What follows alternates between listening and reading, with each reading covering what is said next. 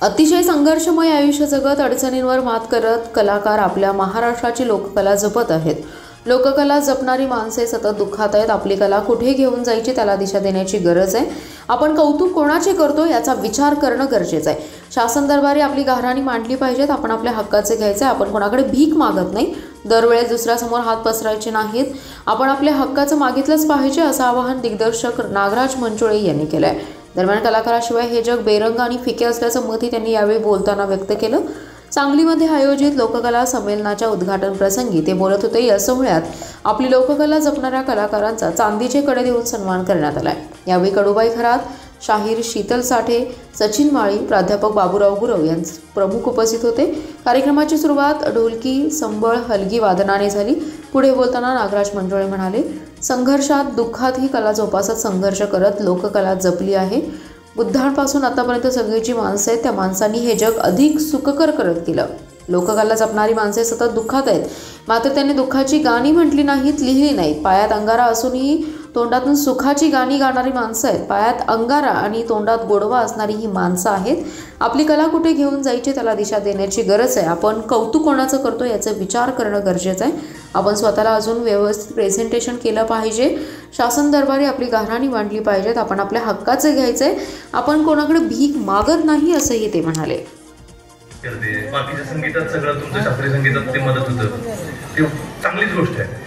पण गंमत ह्याची मला वाटते की हे लोकसंगीत जपणारी माणसं सतत दुःखात राहिली, सतत संघर्षात राहिली. त्यांच्या आयुष्यात सतत दुःखात राहील. त्यांनी दुःखाची गाणी लिहिले. काय गंमत आहे, जिथं सगळ्यात जास्त दुःख आहे, जिथं सगळ्यात जास्त गाऱ्हाणी आहेत, जिथं सगळ्यात जास्त यातना आहेत, जिथं सगळ्यात जास्त तक्रारी आहेत, त्यांनी तक्रारीच मांडल्या नाही. त्यांनी कौतुकच केलं, त्यांनी पोवाडेच राहिले.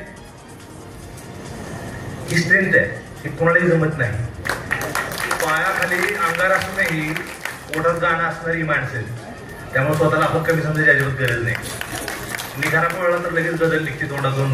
मोठं तुम्हाला एखादी नाही का काय पोरगी सुटून गेली की मोठ्यात आपण दुःखात गाणी घालतो.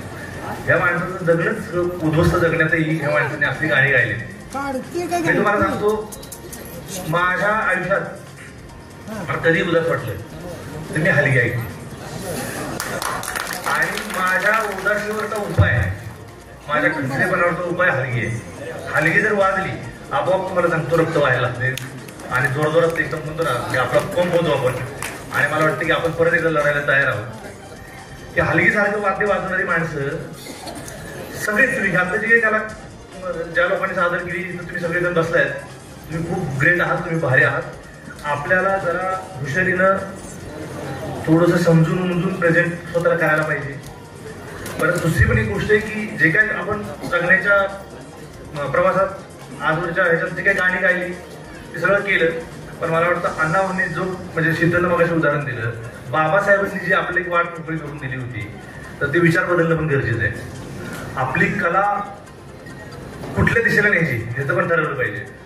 म्हणजे वामन दादा जेव्हा म्हणतात ना की साऱ्या जगात लेखणी माझ्या भीमाची लेखणी, ते हे लय महत्वाचं आहे. तर कौतुक कशाचं करतोय, प्रार्थना कोणाची करतोय, ह्याला पण मला वाटतं हा पण एक महत्वाचा भाग आहे. आणि त्या दिशेने आपण जर पावलं टाकत गेलो तर आपली सगळी जी भारी माणसं आहेत आणि जी कष्टात आहेत त्याचं कारण आपण जे म्हणतोय की सरकारला वेळ मांडलं पाहिजे, त्यांचं जे मानधन आहे ते मिळलं नाही, मला कोणीतरी सांगत होतं. हे व्हायला पाहिजे, पण फक्त एवढ्या गोष्टी थांबायला पाहिजे. आपण स्वतःला अजून नीट प्रेझेंट करायला पाहिजे. ही चांगली गोष्ट झाली की ही समिती जी स्थापन होते आणि मी त्या समितीत नाही आहे, तर मला वाटतं मला पण त्या समितीत घेतलं तर बरं होईल. आणि मी तुमचा सहकारी तुमच्या सोबत आहे असं म्हणणार नाही, मी तुमच्यातलाच आहे. कारण की मला हीच ओळख, मी सगळ्यांचे गाणे ऐकून मोठं झाले. मला शास्त्रीय संगीताची ओळख आत्ता झाली. मी एकाच वेळेस तुम्हाला सांगतो, आनंद शिंदे, मिलिंद शिंदे, शाहीर अमोल शेख असतील, सगळी जी गाणी आहेत लोकसंगीत ते ऐकायचो. मायकेल जॅक्सन ऐकायचो, हे एकत्र ऐकायचो. मायकेल जॅक्सन पण मला माहित नव्हतं, फक्त त्याच्यावर नाचायला यायचं. आमचे नेल्सन साऊंडवाला होता, तर तो साऊंड सिस्टम जेव्हा लावायचा तेव्हा त्याच्या मंडप बांधायला काय करायला मदत करायची, सुतळे द्यायच्या ह्याच्यात भिजवून, आणि ते केले की आपल्या आवडीचे गाणं तो लावायचा. तर मायकेल जॅक्सनची गाणी आम्ही लावून आम्ही नाचत होतो. आराध्यांच्या मेळ्यात असेल, दसऱ्याला ह्याला सगळा जो कारभार निघतो, मी स्वतः हलगी वाजवायचो, जांज वाजवायचो. मी तेवढा नीट वाजवत नाही आता, म्हणजे लय काळ पण मध्ये गेला. पण हे ना माझ्या म्हणजे आपली ऊर्जा आहे.